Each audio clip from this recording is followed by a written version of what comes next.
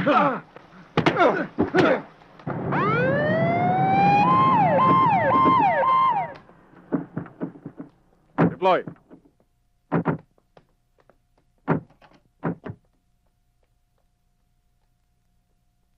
Dr. Sonico, may kasama ka mga pulis. May problema ba? Sinabi ko na sa mga ito, hindi si Hek ang pumatay kay Dodge. Ayaw nilang maniwala eh. Hindi maaari yan. Meron ba kayong warrant of arrest? Ipagpaumanin niyo, Mr. De Silva. Dahil sa ayat sa gusto niyo, dadalhin namin ang anak niyo. Sa kote na lang kayo magpaliwanag. Hindi ako papayag na dalhin niyo ang aking anak. Maghapon siya hindi umalis ng bahay at wala kayong karapatang pagbintangan siya. Ayon sa mga saksi, ang anak niyong si Hek ang pumatay kay Dodge. Mga bingi ba kayo? Hindi ba kayo nakakaintindi? Paano ko mapapatay isang taong hindi ko nakakaharap? Dahil maghapon ako narito sa bahay.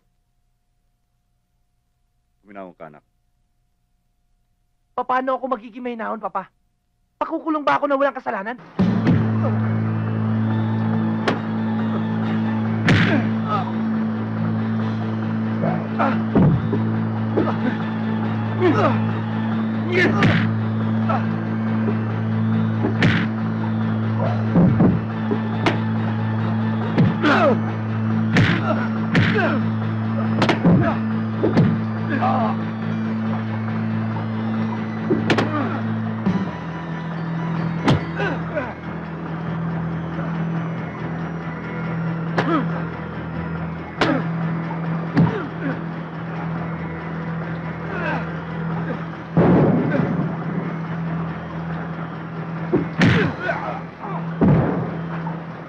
Kung kinakailangan pumutok ang aming baril, gagawin namin. Makuha ka lang namin.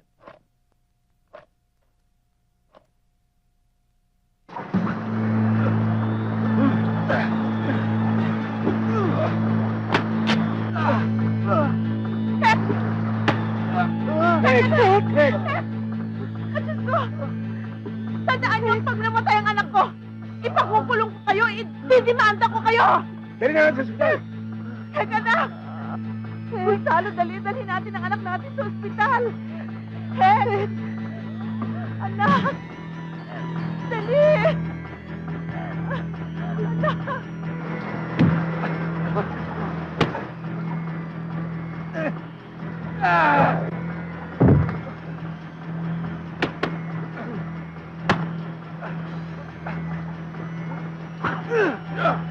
Tulungan niyo ako doon! Lebi! Bitaw na ako! Sapat ako!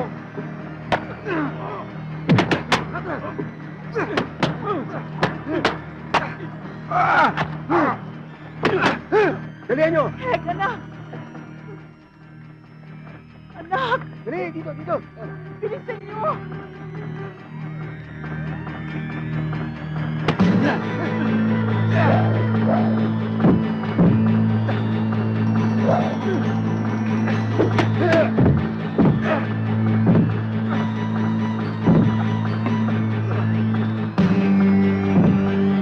Everybody clear! Everybody clear! Everybody clear!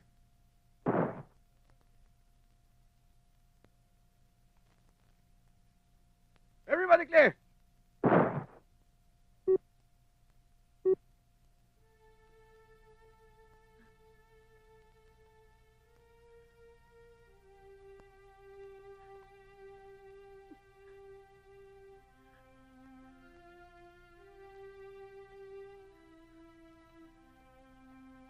Gonzalo, baka pumatay ang anak natin.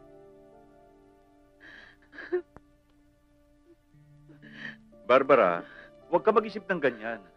Mabubuhay siya. Lakasan mo ang loob mo.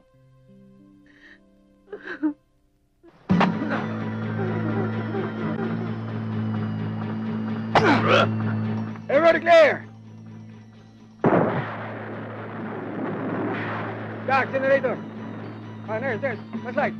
Gonzalo, nawala ng kuryente yung anak mo. Rodel, tawagan mo muna.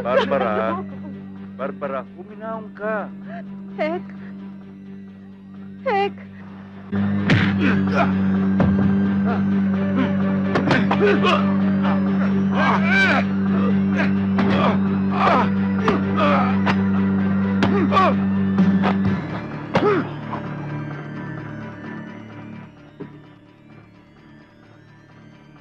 Gonzalo, walang lang yung anak mo. Baka mamatay.